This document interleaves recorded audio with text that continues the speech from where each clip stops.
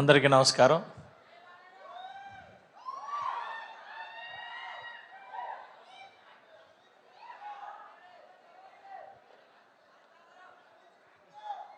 Mega family నుంచి వాస్తవానికి చెప్పాలంటే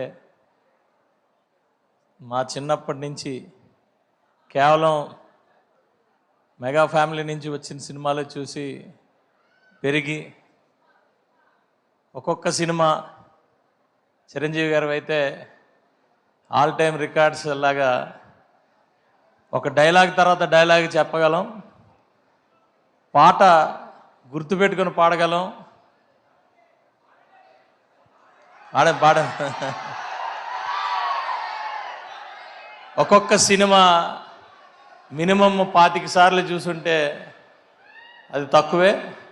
అలా పెరిగిన వాళ్ళం మేము.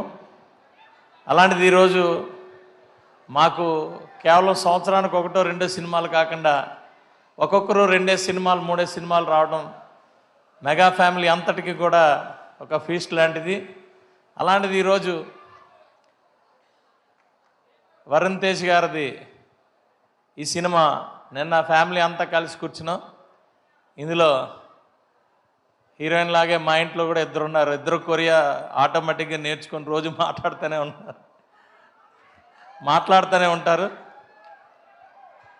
సో వాస్తవానికి చెప్పాలంటే రియలిస్టిక్ దగ్గరగా నార్మల్గా ఎంత కల్పితమైనా ఎంత నవ్వుకున్నా ఈ కొరియన్ లాంగ్వేజ్తోని ఇవాళ ఉన్న ఈ జెన్జీ ఎంత దగ్గరగా వెళ్తుంది అనేది చూపించటం.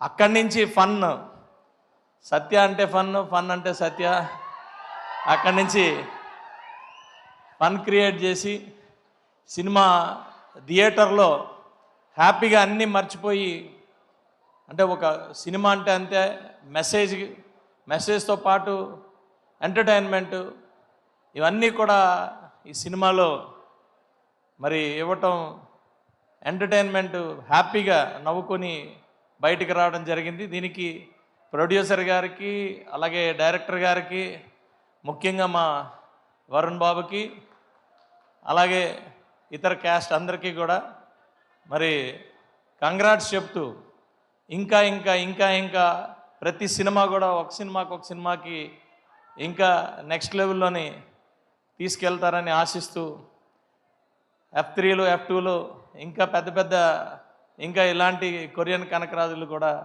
రావాలి. ఇంకా మంచి మంచి సినిమాలు మా అన్నయ్య నాగబాబు గారు అబ్బాయి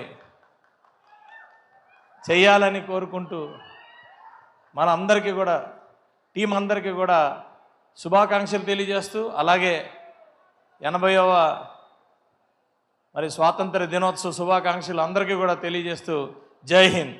ముఖ్యంగా మా అన్నయ్య దుర్గేష్ గారికి కూడా ధన్యవాదాలు తెలియజేస్తూ థ్యాంక్ యూ వెరీ మచ్. జై హింద్. పాడితే ఓన్లీ మెగా పాటలే, అందులో ఏం లేదు. కమింగ్. Thank you.